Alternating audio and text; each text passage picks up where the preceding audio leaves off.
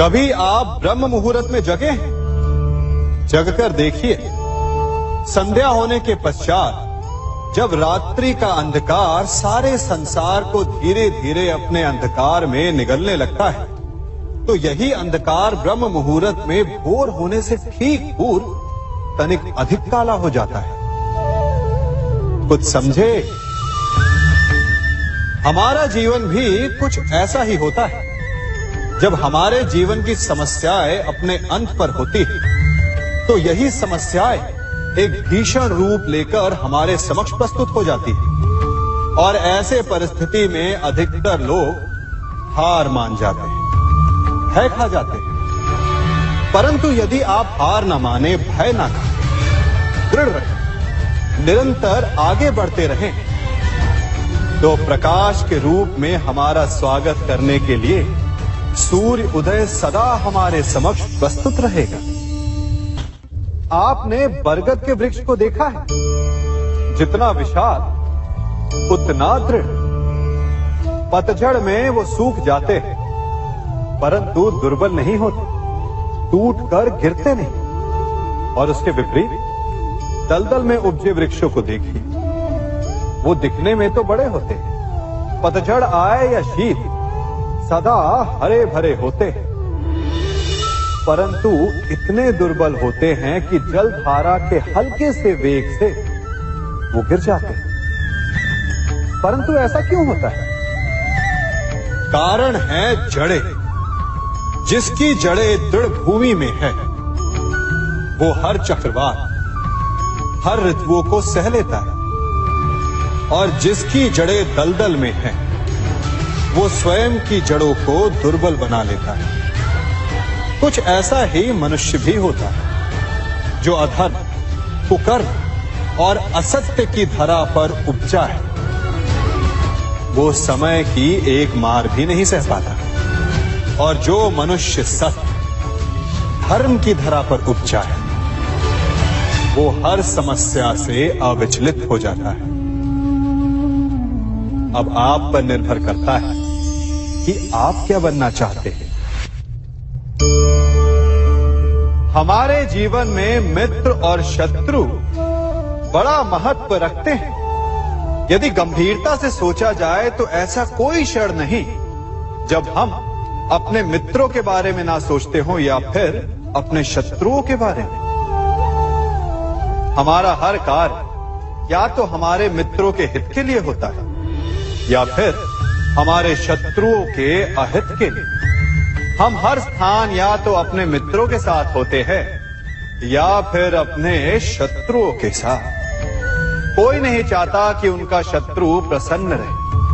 हर कोई अपने शत्रु को नष्ट कर देना चाहता है, और ऐसा करने के लिए वो हर संभव प्रयास करता है। उसे आर्थिक, मानसिक और शारीरिक हानि पहुंचाने का प्रयास करता है।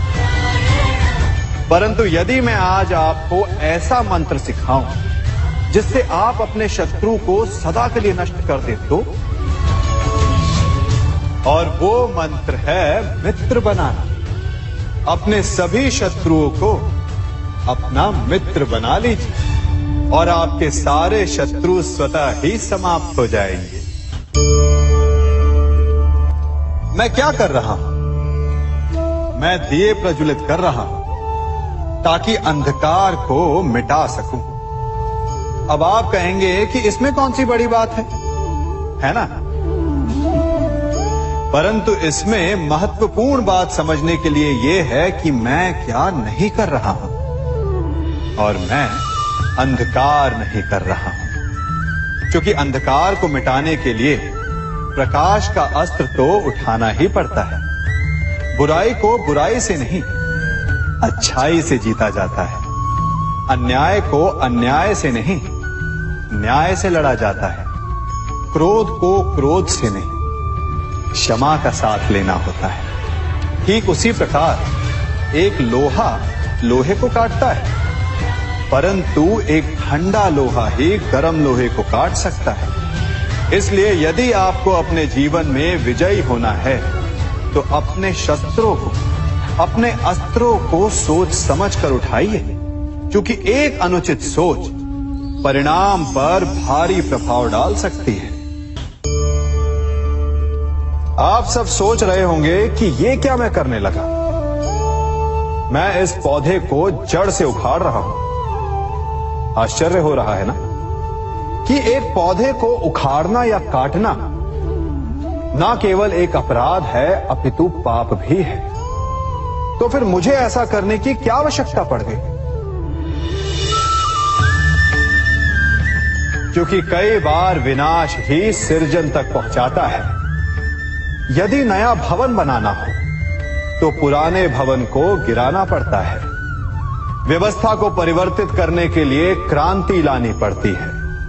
और उसी प्रकार यदि किसी वृक्ष या किसी पौधे की जड़ों में घुन लग जाए या उसका मूल सड़ जाए तो उसे जड़ से उखाड़ देना ही श्रेयस्कर होता है, ताकि उस स्थल पर नए पौधे उपज सके। युद्ध करना पर्याय नहीं,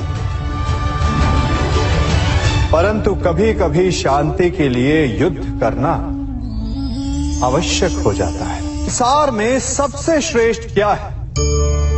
फूल या कांटे, प्रेम या घृणा, संपन्नता या दरिद्रता, मित्र या शत्रु? बताइए।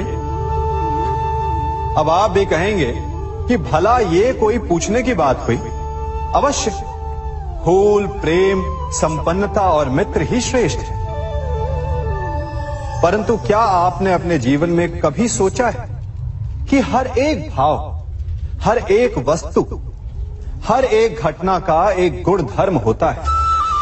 त्वचा पर जलन करने वाले फूलों से अधिक श्रेष्ठ वो कांटे हैं जिनसे आप अपने घर की बाढ़ बनाते हैं ताकि वन्य पशु आपके भीतर ना आ सके।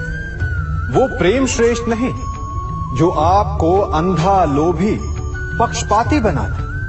वो घृणा श्रेष्ठ है जो आपको नया मार्ग दिखाता। वो संपन्नता श्रेष्ठ नहीं जो आपको कृपण बनाता, मद्दांध बनाता।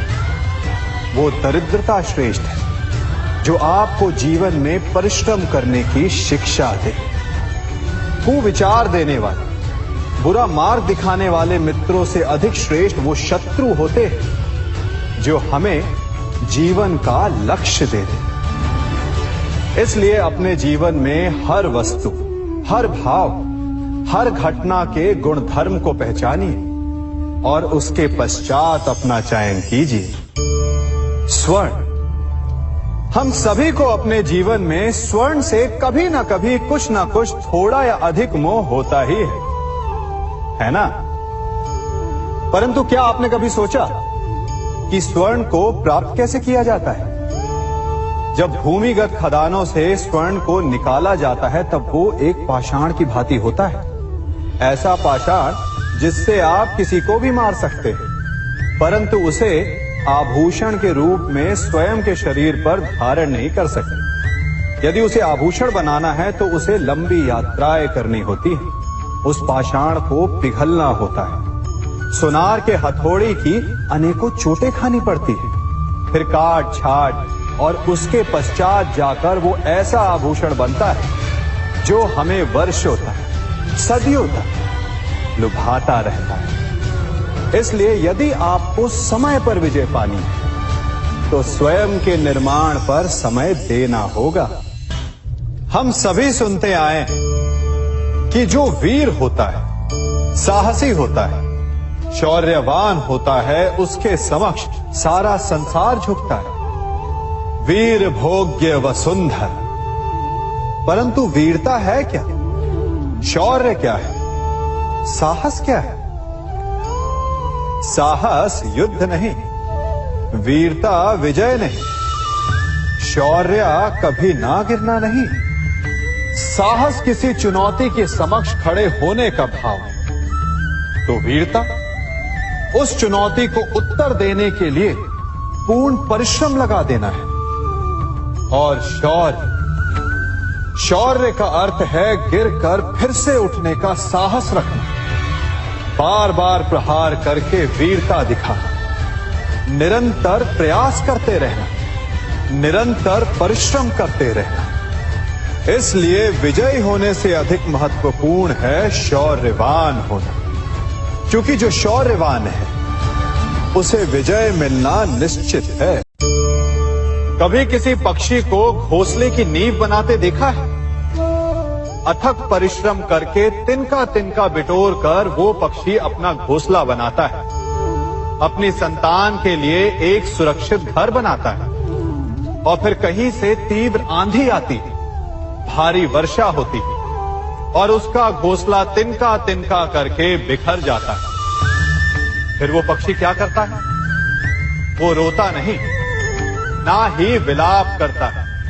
वो बिना विलंब करे फिर से अपना घोंसला बनाना प्रारंभ कर देता है और सफलता पाता है। फिर हम क्यों छोटी छोटी असफलता से भयभीत होकर परिश्रम करना छोड़ देते हैं?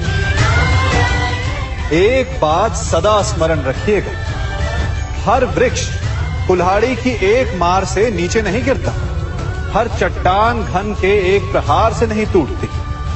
सफलता पाने के लिए अनावरत परिश्रम करना ही मात्र एक मार्ग है। स्वीकारण, सत्य का स्वीकारण मनुष्य के लिए बहुत ही महत्वपूर्ण है। जब तक मनुष्य सत्य को स्वीकार नहीं करता, उसे असत्य से लड़ने की शक्ति प्राप्त नहीं होती। जब आप भोजन करते हैं तो क्या होता है?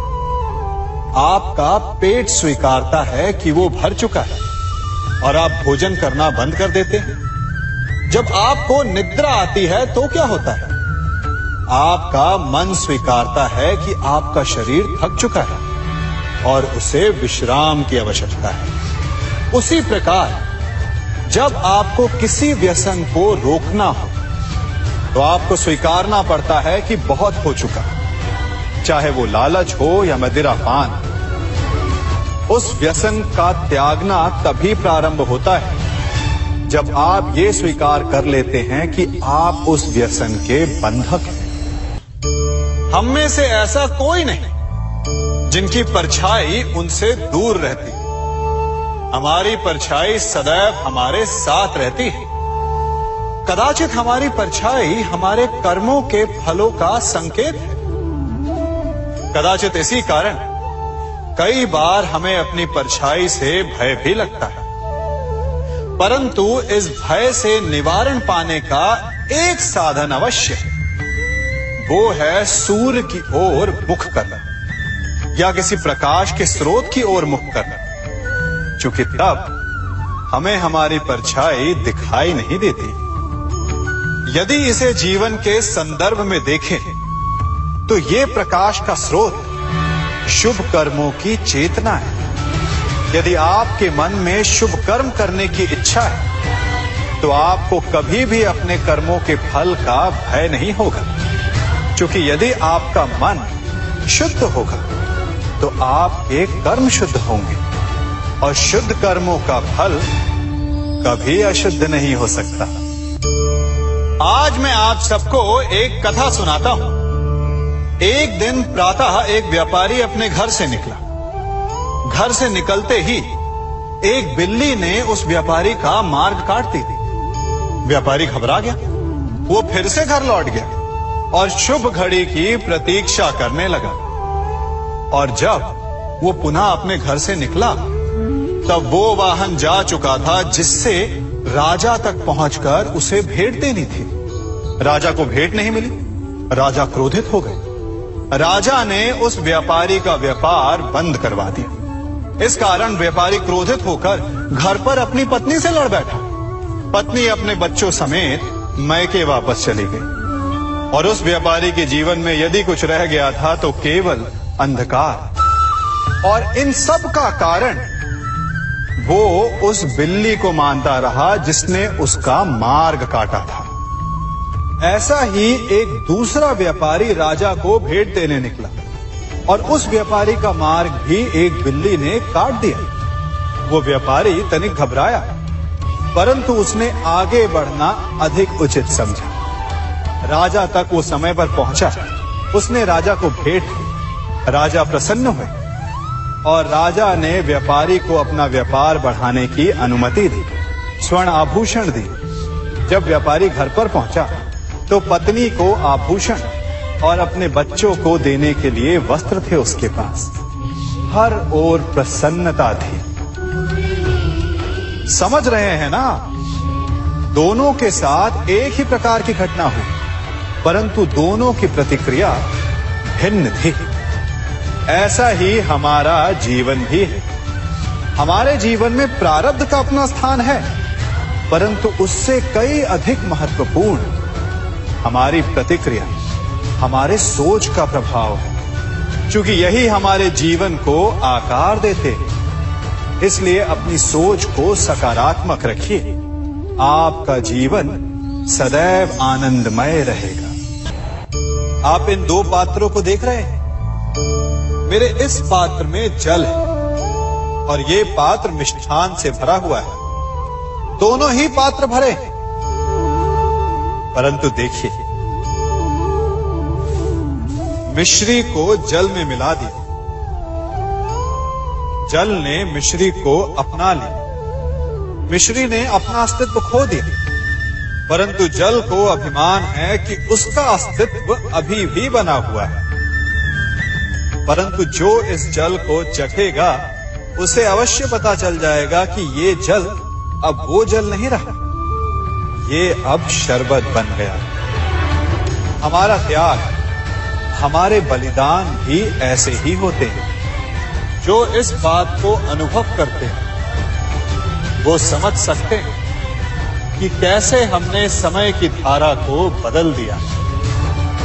जो बलिदान देते हैं उनका अस्तित्व कभी नष्ट नहीं होता, अपितु उनका बलिदान संसार में कुछ ना कुछ परिवर्तन अवश्य लाता है। हम सभी कभी ना कभी, कहीं ना कहीं अपने जीवन में यात्रा अवश्य करते हैं। हमारी यात्रा में कभी पक्के रास्ते आते हैं तो कभी कच्चे रास्ते। पक्के रास्ते मनुष्य बनाता है और कच्चे रास्ते जानते हैं कैसे बनते हैं? चलते चलते बन जाते हैं। जब लोग एक स्थान से जाते हैं तो पैरों के दबाव से नीचे की घास कुचल जाती है। बार बार उस मार्ग से जाने से धीरे धीरे मार्ग स्वतः ही बन जाता है। और यही जीवन है, यही नियति है। जब आपके जीवन में आपको मार्ग ना मिले तो रुकिए नहीं, आगे बढ़ते रहिए और आपके पैरों के दबाव से मार्ग स्वतः ही बन जाएगा। हम सभी अपने जीवन में सफलता चाहते हैं, है ना? उसके लिए हम रात दिन परिश्रम करते हैं, कड़ी मेहनत करते हैं, परंतु फिर भी असफल हो जाते हैं। परंतु ऐसा क्यों होता है? कभी सोचा आप सबने? क्योंकि सफलता पाने का मंत्र बड़ा कठिन नहीं, बड़ा सरल है। उचित विचार, उचित समय, उचित स्थान पर उचित प्रहार। जब आपके विचार, समय, स्थान और प्रहार यानी परिश्रम उचित है तो सफलता आप ही को मिलेगी। जिस प्रकार एक लोहार लोहे से कुछ बनाते समय उस लोहे के सही ताप तक के आने की प्रतीक्षा करता है और समय आने पर उचित स्थान पर पर्याप्त बल से प्रहार करता है और लोहा आकार ले लेता है, ठीक उसी प्रकार आपकी सफलता भी आकार लेती है। हम सभी को अपने जीवन में कभी ना कभी निराशा मिलती है, असफलता मिलती है और अधिकतर लोग इसके पश्चात भाग्य का रोना लेकर बैठ जाते हैं। कुछ कहते हैं कि जिस स्थान पर मैं हूं उससे कई ऊंचे स्थान पर होने के योग्य था, परंतु नहीं जा पाया। किसी को पीड़ा है कि उसे जो मिलना चाहिए था वो उसे नहीं मिला। भाग्य ही बुरा था। भाग्य क्या होता है? भाग्य वन में खिला पुष्प देवताओं को चढ़ाया जाएगा या किसी सुंदरी की वेणी में वो सजेगा या फिर उसे कुचल कर उत्पाद बना दिया जाएगा ये सब एक पुष्प के नियंत्रण में नहीं होता, परंतु जब तक उस पुष्प का अस्तित्व है, सुगंध बिखेरना उसके वश में अवश्य है। परंतु भाग्य हमारे वश में नहीं, और जो हमारे वश में नहीं उसके लिए दुखी होने से क्या होगा। कर्म पर वश है, वो कीजिए और धीरे धीरे भाग्य आपके वश में आ जाएगा, क्योंकि कर्म ही प्रधान है। मनुष्य की सबसे बड़ी दुर्बलता क्या होती है? सोचिए। धन, प्रेम, अहंकार। मनुष्य की सबसे बड़ी दुर्बलता होती है उसके रहस्य। चाहे आप कितने भी शक्तिशाली क्यों ना हो, कितने भी प्रबल क्यों ना हो, परंतु उसके रहस्य उसके नाश की चाबी होती है। इसलिए यदि प्रबल रहना है, शक्तिशाली रहना है, समर्थ रहना है, तो अपने रहस्य को किसी को भी ना बताएं, ना मित्र को और ना ही शत्रु को, क्योंकि समय पड़ने पर कब कौन शत्रु हो जाए ऐसा कहना संभव नहीं।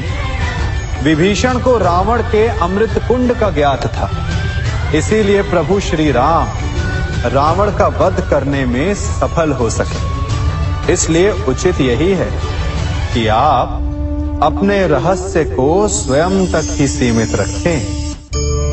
मनुष्य का मन बड़ा विचित्र होता है, कल्पना में ही विकास करता है, संपन्न भविष्य का स्वप्न देखता है और कल्पना में ही जो नहीं हुआ उससे भय खाता है।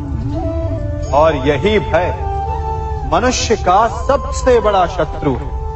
हमारे भविष्य के मार्ग में, हमारे आनंद के मार्ग में सबसे बड़ी बाधा है। अब आप लोग मुझसे पूछेंगे कि इसका तोड़ क्या है, भय से मुक्ति कैसे पाई जाए? तो ये प्रश्न आप स्वयं से पूछिए। तनिक सोचिए, जब आप एक सुंदर भविष्य की कामना करते हैं तो उसे पाने के लिए आप परिश्रम करते हैं ना। ठीक उसी प्रकार भय से मुक्ति पाने के लिए आप उससे लड़ जाएं और उसका निवारण आपको स्वतः ही मिल जाएगा। इसलिए जब भी भय आपको सताए तो उससे भागे नहीं, उससे घबराए नहीं, क्योंकि भय का काम ही होता है आपको भयभीत करना। इसलिए जब भी भय आप पर आक्रमण करे तो आप भी उस पर पहले ही आक्रमण कर दें। हम सब मित्रों के साथ रहना चाहते हैं, शत्रुओं से दूर रहना चाहते हैं। क्यों? क्योंकि हमें जीवन में आनंद पाना है, जीवन में आगे बढ़ना है, स्वयं को संपन्न देखना है।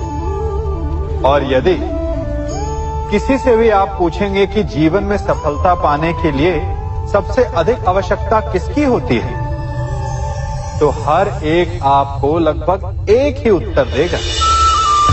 सफलता प्राप्त करने के लिए आपको सच्चे मित्रों की आवश्यकता होती है। परंतु यदि आपको और अधिक सफल होना है तो आपको केवल मित्रों की नहीं, शत्रु की अधिक आवश्यकता है।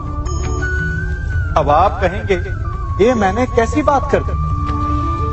तनिक स्वयं सोचिए। जब भी संकट आता है तो मित्र क्या करते हैं? आपकी सहायता करने के लिए आपके साथ खड़े हो जाते हैं, और संकट के समय में शत्रु और बड़ा संकट बनकर हमारे समक्ष खड़े हो जाते हैं। मित्र हमें सहायता देते हैं, अपनी शक्ति देते हैं, परंतु शत्रु आपके भीतर छिपी शक्ति को बाहर लाता है, आपको और अधिक बलवान बनाता है। संगति या साथ, मित्र और साथी मनुष्य के व्यक्तित्व के लिए सबसे महत्वपूर्ण होते हैं। अब आप कहेंगे, ये कैसे?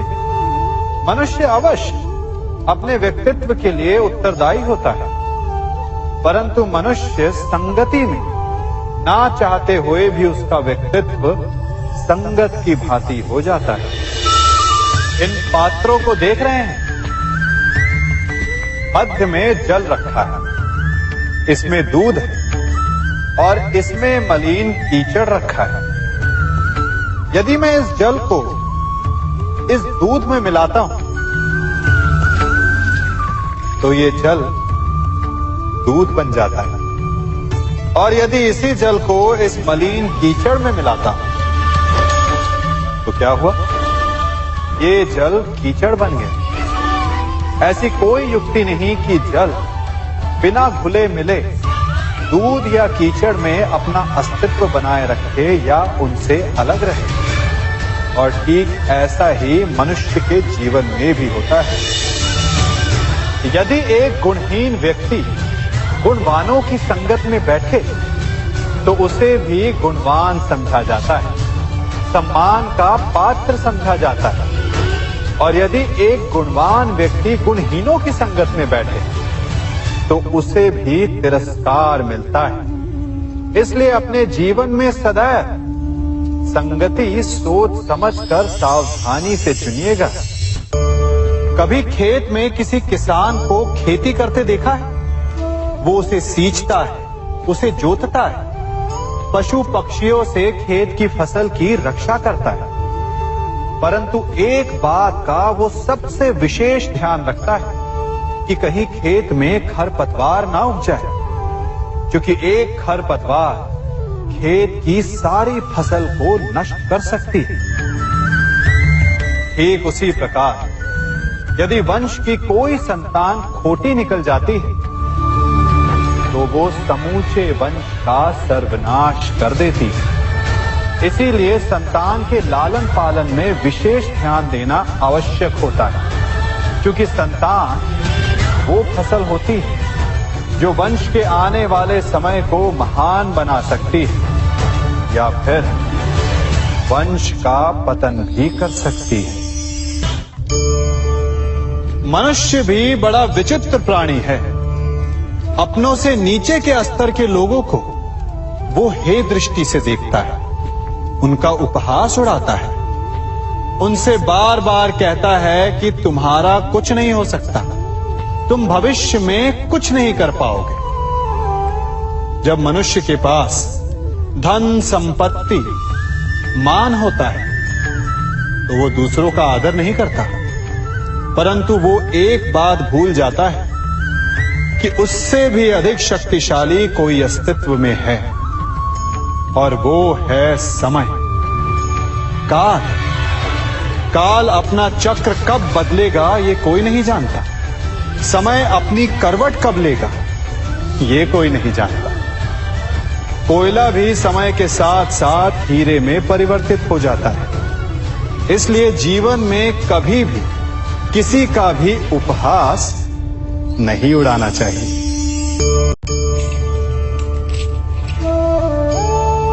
बड़ी विकट समस्या है। मुझे स्मरण ही नहीं हो रहा कि इस गुच्छे की कौन सी चाबी इस ताले को खोलेगी। बड़ी देर से प्रयास कर रहा हूं, परंतु ये ताला खुल ही नहीं रहा।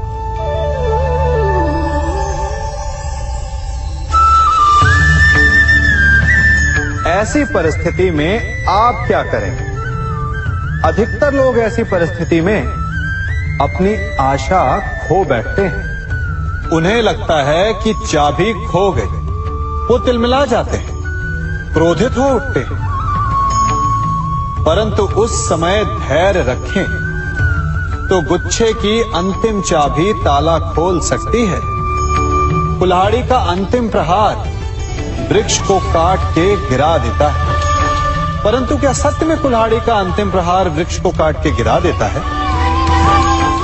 आपको आपका लक्ष्य दिला देता है? नहीं, आपका निरंतर प्रयत्न ही आपको सफलता दिलाता है। जब आपका मन निराश हो तो अपने कार्य में दुगनी उत्साह से जुट जाए, क्योंकि अनावरत बहता जल ही कठोर चट्टान को काट सकता है। सफलता का मूल है परिश्रम, प्रयास और आशा। मनुष्य का जीवन ऋतुओं के समान होता है। आज ग्रीष्म तो कल वर्षा, परसों शीत तनिक संकट आया तो हम संयम खो बैठते हैं, तनिक ऋतु बदली तो हम अधीर हो जाते हैं। अपने आक्रोश में, अपने क्रोध में हम उनसे ही संबंध बिगाड़ लेते हैं जो हमारे अपने होते हैं। क्यों ऐसा होता है ना? हमें लगता है कि हमारे अपने हैं, फिर से मना लेंगे, परंतु स्मरण रखिए, सदा ऐसा करना संभव नहीं होता। सागर की उछलती लहरों को तट सहता है, और यदि तट ही टूट जाए तो बाढ़ आ जाती है। हमारे संबंध भी दूध की भांति होते हैं। दूध तपकर उबल सकता है, परंतु यदि उसमें खटास आ जाए तो वो फट भी जाते हैं। और फटे दूध को चाहे जितना मत लो, उसमें से माखन नहीं निकलेगा। इसीलिए अपने संबंधों को संभल कर निभाना चाहिए। कभी चुंबक को देखा है कैसे वो लोहे की ओर आकर्षित होता है, और कैसे वो लोहे को अपनी ओर आकर्षित करता है? चूंकि उसके स्वभाव में ही आकर्षण है। हम सबके भीतर भी एक ऐसा ही चुंबक होता है, विचार का चुंबक, जो सदा अपने ही जैसे विचारों को आकर्षित करता है। हम जो बोते हैं वही काटते हैं। उसी प्रकार हम जैसा सोचते हैं वैसा ही पाते हैं। साधु ईश्वर का नाम जपता है तो उसे ईश्वर मिल जाता है। अर्थात फल हमारी सोच पर निर्भर करता है। ओस की बूंद यदि केले के पत्ते पर गिरे तो वो कपूर बन जाती है, सीप में गिरे तो मोती, और यदि विषधर के मुख में गिरे तो विष। बूंद एक है, परंतु उसके प्रारब्ध भिन्न है, क्योंकि उसे आकर्षित करने वालों का व्यवहार भिन्न है। इसलिए यह आप पर निर्भर करता है कि आपको भविष्य में विष चाहिए या अमृत। स्मरण रखें, हम वही बन जाते हैं जैसा हम सोचते हैं, जैसा विश्वास रखते हैं। यह आपका विश्वास ही है जो ये निर्धारित करेगा कि आपको विष मिलेगा या अमृत। इसलिए अपनी सोच को सुदृढ़ रखिए, सकारात्मक रखिए, और फल भी सकारात्मक ही आएगा। जब से ये सृष्टि बनी है, नदी की धारा और चट्टान के मध्य सदा संघर्ष रहा है, परंतु हर बार चट्टान की कठोरता को हारना पड़ता है, और नदी की धारा कोमल होते हुए भी कठोर चट्टान को काट देती है। कभी सोचा है क्यों चट्टान इतनी कठोर और जल इतना कोमल, चट्टान इतनी दृढ़ और जल इतना लचीला, फिर भी सदा जल कठोर चट्टानों के मध्य से अपना मार्ग बना ही लेती है? कारण केवल एक है, और वो है लगातार चलने की क्षमता। जल बढ़ता रहता है, चट्टान अडिग रहती है। इसी कारण जल चट्टान को काटकर मार्ग बना लेता है। इसलिए लगातार चलते रहिए, रुकिए मत, क्योंकि चट्टान जैसी हर समस्या को आप भी जल की तरह काट सकते हैं। इस फल को देख रहे हैं आप, अभी अभी अपनी डाल से अलग हुआ है। बड़ा दुख होता है ना जब आप अपने उद्गम से अलग होते हैं, परंतु ये दूरी भी आवश्यक है। अब इस फल को ही ले लीजिए। अपने जीवनदाता वृक्ष से अलग होकर ये ना केवल किसी की भूख शांत करेगा, अपितु इसके भीतर के बीज से एक नए वृक्ष का सृजन भी होगा और कई फल जन्मेंगे। सृजन की प्रतिक्रिया में पीड़ा आवश्यक है। यदि पीड़ा नहीं होगी तो सृजन नहीं होगा। पीड़ा अपने उद्गम से दूर होने, पीड़ा अपनों से दूर होने। इस फल की भांति हम मनुष्यों को भी अपने उद्गम से, अपने सगे संबंधियों से अलग होना पड़ता है और यही अलगाव एक नए सृजन को, एक नई सृष्टि को, एक नए विकास को जन्म देता है। इसलिए ऐसे अलगाव से दुखी मत होइए, उसका स्वागत कीजिए, क्योंकि ये विकास की नींव है। अपराध वो भावना है जिसके कारण संसार में सदा दुख ही व्याप्त रहता है।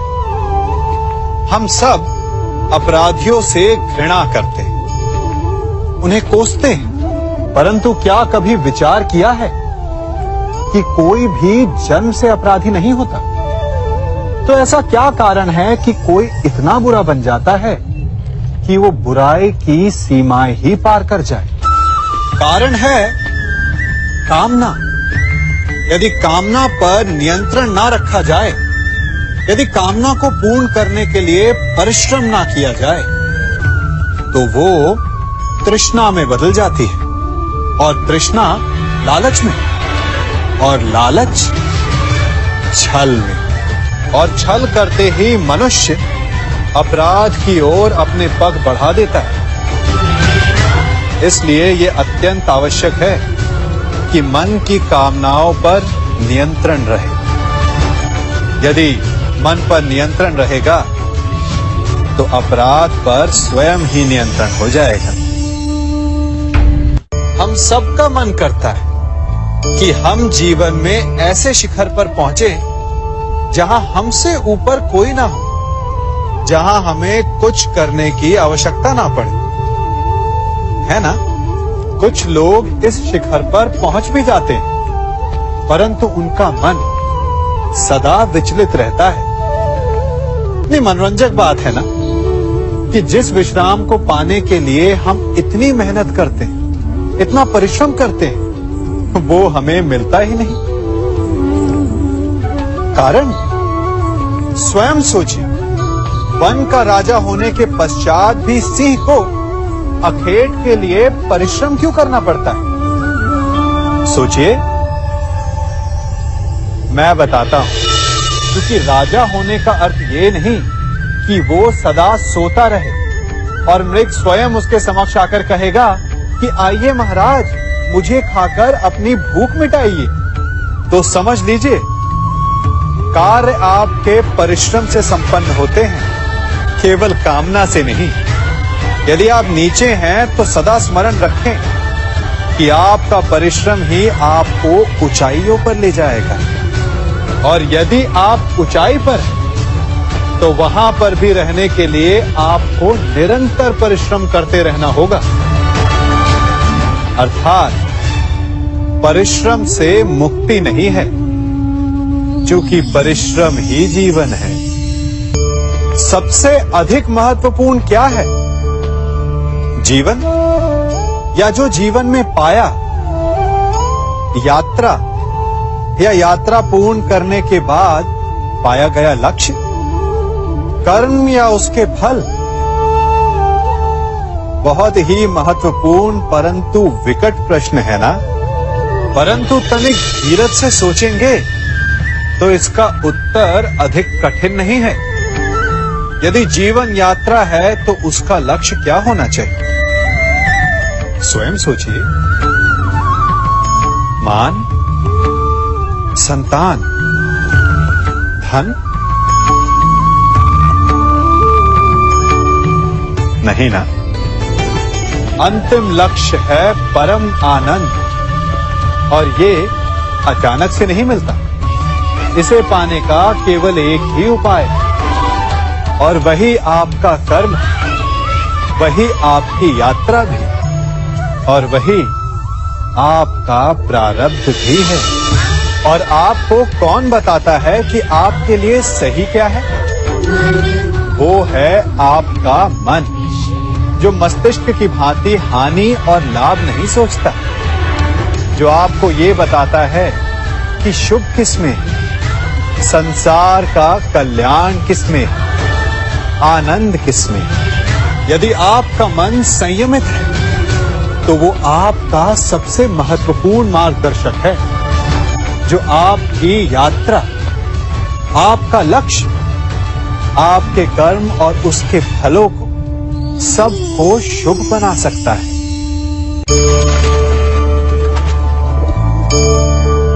इन पक्षियों को देख रहे हैं आप? इनका उड़ना वायु में इतना संतुलन मुक्त कर देता है ना? इन्हें उड़ते देख आपके मन में भी इच्छा होती होगी कि इन्हीं की भांति आप भी स्वतंत्रता से उड़ पाएं। ईर्ष्या होती है ना, जब आप इन्हें खुले आकाश में ऐसे विचरण करते देखते हैं। पर कभी सोचा है इस उड़ान को, इस स्वतंत्रता को पाने के लिए कितना परिश्रम, कितना अभ्यास किया होगा इन्होंने? आकाश में उड़ने से पूर्व धरती पर कितना गहन परिश्रम किया होगा इन्होंने। इनके माता पिता ने पहली बार जब इन्हें पंख फड़फड़ाने को उकसाया होगा तो कितनी बार गिरे होंगे। पहली बार वायु में उड़ते समय कितना भय लगा होगा इन्हें। अपनी पहली उड़ान के पश्चात धरती पर उतरते समय गिरकर कितनी चोट खाई होगी। इस उड़ान का, इस स्वतंत्रता का ये मूल है। यदि आप ये दे सकते हैं तो अवश्य आप भी इस स्वतंत्रता को पा सकते हैं। इन पक्षियों की भांति ही अपने चारों ओर जब भी आप किसी सफल मनुष्य को देखें तो उससे ईर्ष्या ना करें। उसके परिश्रम और पीड़ा को समझने का प्रयास करें जो उसने यहां तक पहुंचने में पाई है। प्रेरणा लें, प्रयास करें और स्वयं भी सफल हो जाएं।